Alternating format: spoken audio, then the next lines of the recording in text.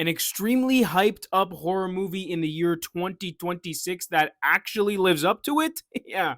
Holy smokes. I'm, of course, talking about Obsession. This movie's directed by Curry Barker, and yeah, it's fucking good. Indy Navarrete is unfucking real in this movie. She already deserves to be talked about among some greats like Toni Collette in Hereditary, Florence Pugh in Midsommar, and I know that might be rash. This movie just came out, but I think it's true. She is tasked with so much in this movie, but I think she pulls it all off incredibly well. She's very unsettling, very unnerving. I mean, I just get a huge sense of dread every single time she's not on screen, just holding my breath, waiting and thinking about what she's gonna say or what she's gonna do. It's incredible. This is just a well crafted, well thought out horror movie that I think is extremely grounded, which lends to itself when it's dealing with the supernatural, because I feel like a lot of the writing and the dialogue is very genuine and realistic. People in this movie react to things that happen in this movie in ways I would believe a real person would react to them in real life. Now, obviously, there are some over the top moments and some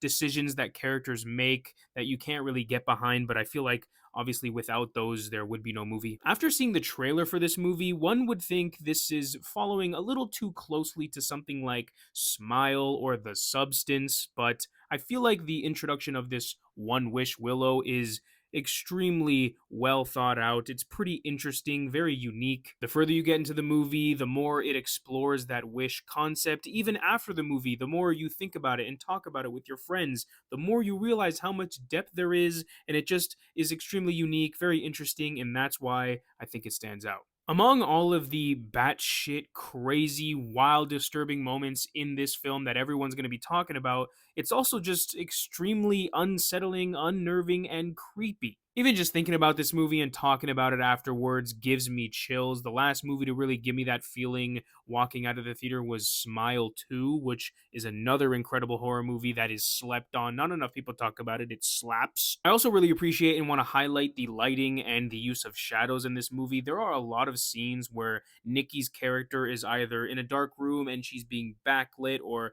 for whatever reason you just can't see her facial expressions. There's just a silhouette. It just makes it that much more creepy, and it's extremely effective. With Hokum, this movie, and now the upcoming Backrooms movie, I think this whole era of new up and coming horror directors is extremely exciting. But yeah, this movie's great. Go out and watch it this weekend. It's a perfect movie for a date night, I promise. And Curry Barker, man, he has an incredible career ahead of him. I am extremely excited to see what he does next. But that is how I felt about Obsession. I'm obsessed. Let me know what you guys think. Have you seen the film? What did you think? Let me know.